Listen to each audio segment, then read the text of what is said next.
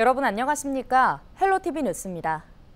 인천시가 최근 아시아 태평양 경제협력체인 APEC 정상회의 유치에 나선 가운데 F1 그랑프리 유치까지 도전하고 있습니다.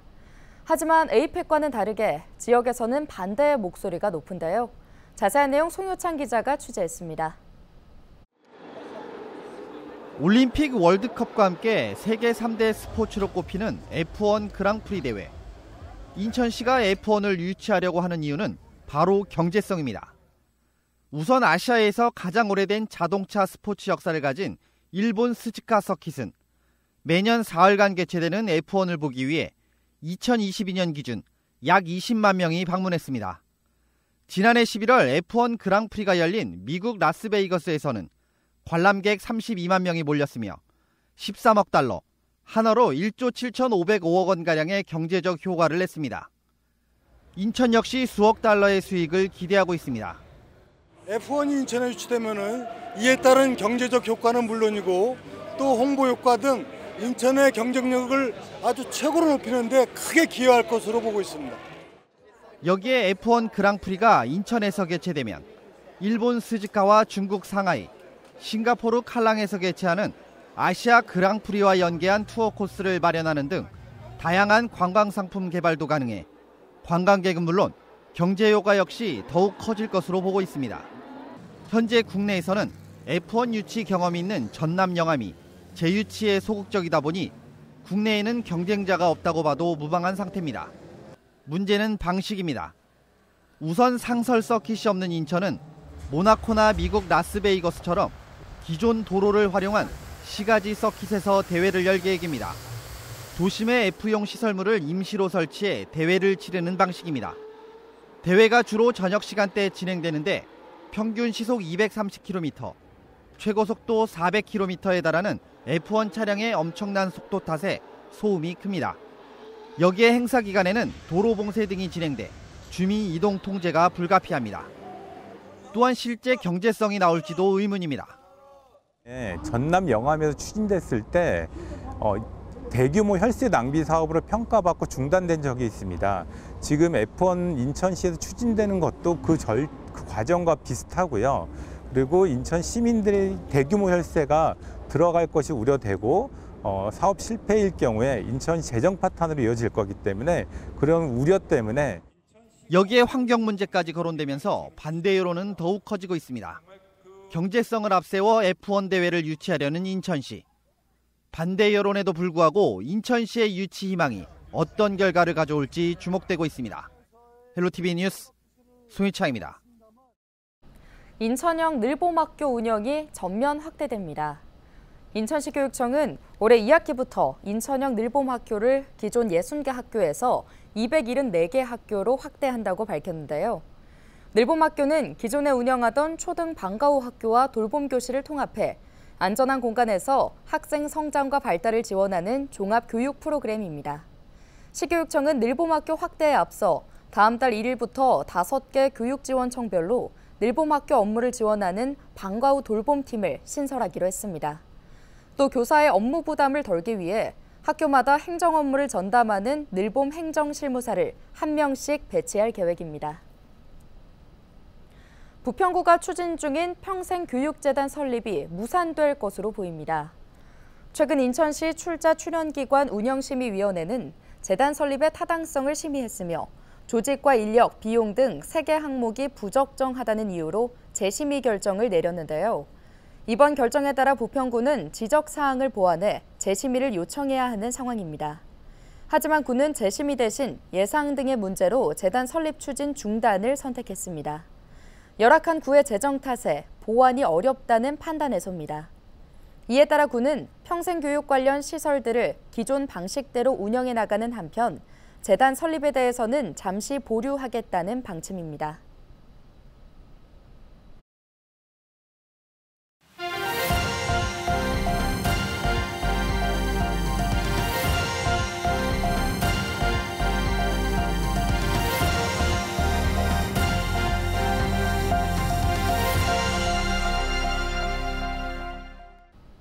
부천 대장과 홍대 입구역을 잇는 대장 홍대선 사업이 속도를 내게 됐습니다. 내년으로 예정돼 있던 착공 시기가 올해 안으로 앞당겨집니다. 이세진 기자의 보도입니다. 경기 부천에서 서울 홍대 입구역을 잇는 대장 홍대선. 총 길이 20km, 정거장 12개를 지나는 구간입니다.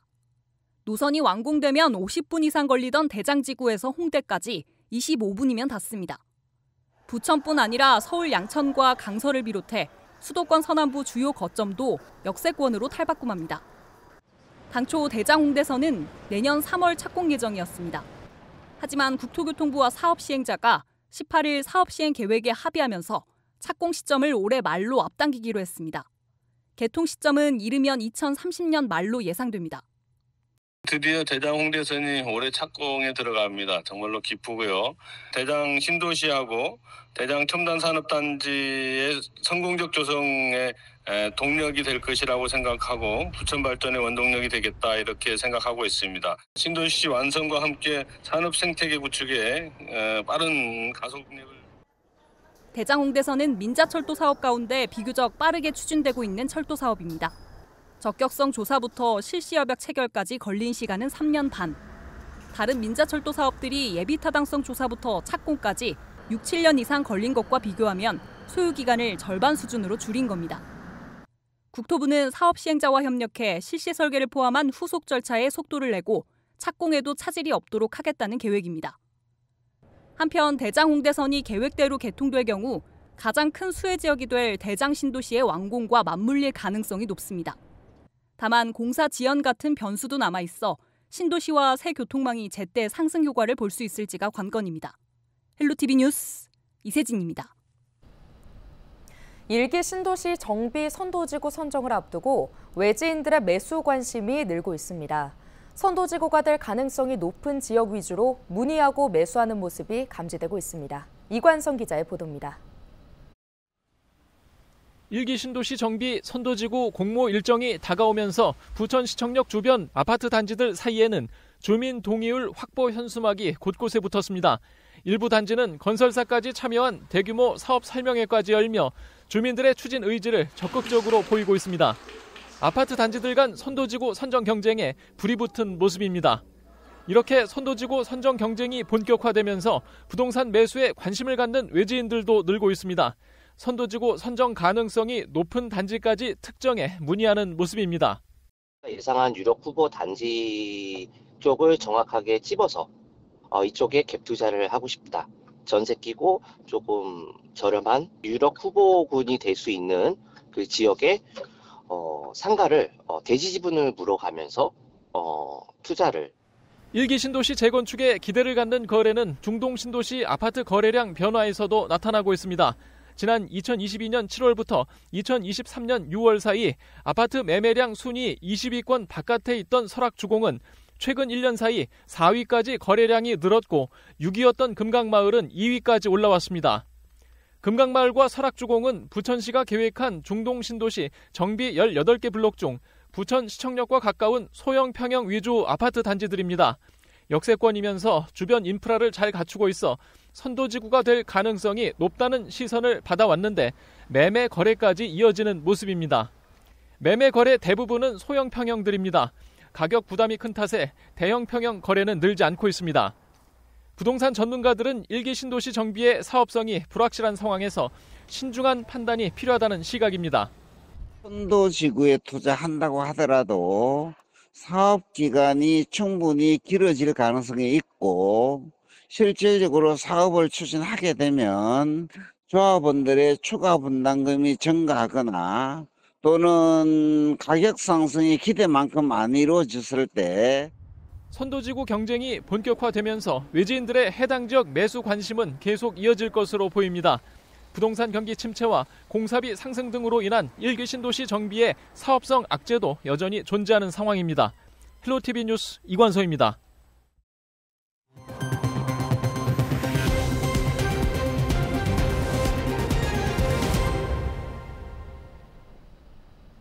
재외동포청이 재외동포협력센터 소재지를 서울에서 인천으로 이전하는 절차를 밟는 것으로 확인됐습니다. 재외동포협력센터는 민족 정체성 함양을 비롯해 모국과 재외동포 사회 유대감 증진을 목표로 차세대 동포 육성과 교육 연수를 전담하는 기관입니다. 재외동포청은 현재 서울 서초구 외교타운에 자리 잡고 있는 재외동포 협력센터를 인천 송도 국제도시로 옮기는 내용으로 대통령 소속 지방시대위원회와 협의 중입니다. 재외동포 협력센터 소재지 이전은 지난해 설립 당시 신설 공공기관 입지를 결정하는 지방시대위원회 의결 절차를 누락하면서 추진됐습니다. 재외동포청은 정책 수요자를 위한 재외동포 업무 효율성과 기관 간 정책 연계성 확보를 위해 재외동포 협력센터 입지가 인천으로 정해져야 한다고 보고 있습니다. 당초 재외동포 협력센터 소재지로 제주와 천안 등 지방을 검토했지만 재외동포 업무를 원활히 수행하기 위해서는 인천이 최적지라고 판단한 것입니다. 재외동포청은 올 하반기 중 재외동포 협력센터 이전 소재지를 인천으로 전하는 안건을 지방시대위원회에 제출할 예정입니다.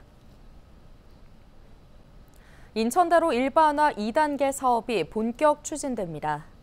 인천시는 오는 7월 1일 오전 10시 시청 나눔회의실에서 인천대로 일반화 도로 개량 2단계 및 혼잡도로 개설공사 사업 설명회를 진행한다고 밝혔는데요. 이번 설명회는 공사에 참여를 희망하는 기업을 대상으로 사업에 대한 이해를 돕고자 마련됐습니다. 대상은 토목공사업과 토목건축공사업 등 민간 건설업계입니다. 인천대로 일반화 사업은 도로 기능 개선으로 도심 단절을 해소하고 원도심의 재생과 발전을 도모하는 게 중점입니다.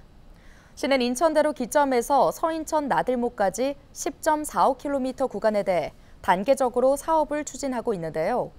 2단계는 주안산단부터 서인천 나들목 5.65km 구간이며 공사비는 8,200억 원, 오는 2025년 착공에 2030년 준공 예정입니다. 자세한 내용은 인천시 누리집에서 확인할 수 있습니다. 경기도가 부천시 등 5곳에 일회용품 없는 특화지구를 조성합니다. 도는 지난 18일 부천시 등과 특화지구 조성을 위한 협약을 체결했는데요. 도는 특화지구에 다회용기 기반 시설을 구축할 예정입니다. 이를 위해 오는 2026년까지 총 30억 원을 투입할 예정인데요. 특화지구 내에서는 일회용품을 사용하지 않는 것이 목표입니다. 부천시는 가톨릭대학교와 부천대학교 등 지역 4개 대학 캠퍼스를 중심으로 특화지구를 선정했습니다. 경기도교육청이 19일 교육발전 특구 시범 사업지로 김포와 파주, 포천과 가평, 연천 등 5개 지역을 추가할 계획이라고 밝혔습니다. 교육발전 특구는 지역 양성 인재들이 지역에서 정주할 수 있는 선순환 생태계를 조성하기 위해 지방자치단체와 교육청, 대학과 기업, 공공기관 등이 협력하는 사업인데요. 지난 2월 고양과 동두천, 양주 지역이 1차 교육발전 특구 시범지역으로 지정된 바 있습니다. 경기도교육청은 시범 사업 대상 시군과 협력하기 위해 추진단을 구성하고 교육발전 특구 맞춤형 모델 발굴 지원에 나설 계획입니다.